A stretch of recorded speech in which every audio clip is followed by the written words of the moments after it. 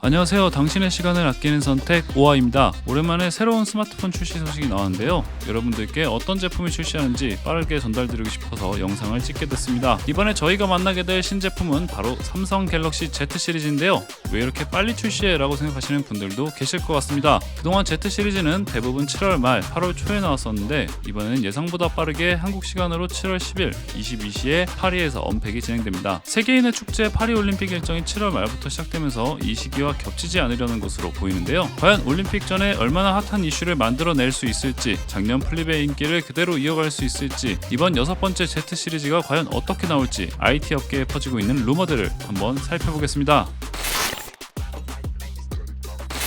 삼성은 작년 전면 액정에 큰 변화가 있던 플립5를 적극적으로 마케팅했는데요. 올해는 플립보다는 폴드를 좀 더 밀어줄 것으로 보입니다. 어떤 변화들이 있어서 폴드에 좀 더 힘이 실린 건지 한번 살펴보도록 하겠습니다. 실제 사용자들이 제일 크게 느낄 변화로 전면 디스플레이 모양과 크기의 변화가 생겼는데요. 전면 액정의 가로 길이가 짧아 타자를 치거나 화면을 볼 때 불편함을 호소하는 분들이 많았습니다. 삼성도 이 점을 인식했는지 57.4mm였던 전면 액정의 크기를 60.2mm 정도 크기로 늘릴 거라는 소식입니다. 2.8mm 정도의 작은 변화지만 모서리 부분이 둥글었던 전작과 다르게 S24의 디자인을 따라 네모 모양의 각진 디자인으로 바뀌고 베젤이 얇아지면서 훨씬 시각적으로 넓어 보이는 효과를 보여줄 것 같습니다. 전체적인 기기의 두께도 얇아지면서 칼 같은 각을 보여줄 것으로 보이는데요. 13.4mm였던 전작과 다르게 이번엔 11mm까지 얇아질 것으로 보입니다. 얇아지는 만큼 무게도 줄어들어 전작의 무게였던 253g에서 239g까지 무게를 낮출 것으로 전망했습니다. 하지만 얇아지고 무게가 가벼워지는 만큼 배터리 용량의 크기와 카메라의 성능이 전작과 동일하게 갈 거라는 이야기가 있었는데요. 배터리 부분은 AI를 이용한 배터리 최적화 시스템으로 실사용 시간은 전작보다 더 늘어날 거라는 이야기도 있었습니다. 카메라도 전작과 동일한 스펙으로 예상되는데요. 아무래도 전체적인 두께를 위해 고성능의 배터리나 카메라를 탑재하지 못한 게 아닐까 싶습니다. 크기의 변화만큼 액정의 강도 또한 중요한데요. 이번 폴드에는 S24에 들어갔던 고릴라 글래스 아머가 들어갈 거라고 합니다. 스크래치에 강하고 빛 반사가 적어서 굉장히 유용한 글래스인데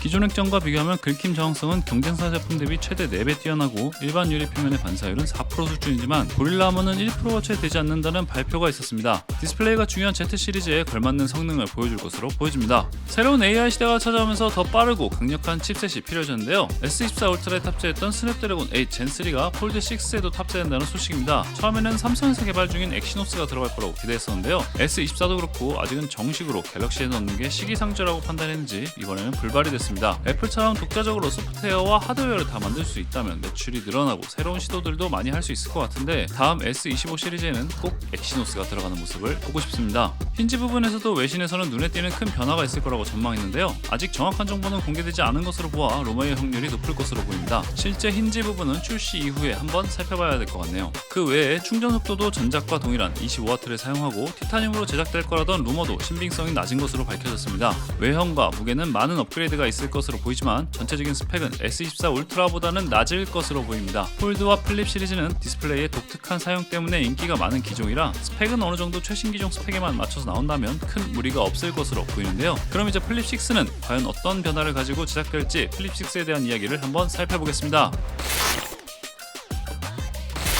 플립6는 작년에 기대를 한몸에 받으면서 전면 디스플레이의 업그레이드를 선보였었는데요. 압도적인 디자인과 실용성으로 많은 사용자에게 극찬을 받으면서 뛰어난 판매력을 선보였습니다. 다만 이번 플립6는 디자인이 전작과 크게 변하는 점이 없을 것으로 보이는데요. 그래서 그런지 유출된 홍보 이미지에도 폴드 뒤에 배치된 모습을 보여주고 있습니다. 대신 스펙 부분에서 많은 업그레이드가 있을 것으로 예상됩니다. 플립5 메인 카메라가 1200만 화소였지만 플립6의 메인 카메라는 5000만 화소로 업그레이드 될 것으로 보입니다. 최고의 단점으로 손꼽히던 배터리 부분도 어느 정도 개선될 것으로 보입니다. 기존에 3700mAh였던 배터리 성능도 4000mAh 이상으로 오를 거로 전망되는데요. 배터리가 올라가면서 전면부 AOD 기능이 들어갈 것으로 보입니다. 배터리 성능이 올라가고 카메라 성능도 올라가면서 아무래도 두께에서는 큰 변화가 없을 것으로 보이는데요. 카메라 모양에만 조금 변화가 있을 것으로 보입니다. 전면부 디스플레이가 조금 더 커질 것으로 전망하는 루머도 있었는데요. 이것은 적용되기에는 아직 무리가 있는 루머로 보입니다. 그 외에는 힌지 부분에서 좀 더 두꺼워지고 내구성이 좋아져 주름이 적어지고 오래 사용 가능하다는 이야기도 있었는데요. 이 부분은 출시 후 좀 더 지켜봐야 하지 않을까 싶습니다. 칩셋은 폴드와 동일하게 스냅드래곤 8 젠3가 적용되고 램 또한 전작이 8GB였지만 이번엔 12GB로 업그레이드 된다고 합니다. 충전 속도도 전작과 동일한 25W 속도로 충전이 된다고 하니 참고하시길 바라겠습니다. 다음은 가격입니다. 플립 폴드 두 기종 다 전작보다 $100 정도 인상될 것으로 보이는데요. 한국 출시 가격은 위 가격보다 10만원 정도 인상될 것으로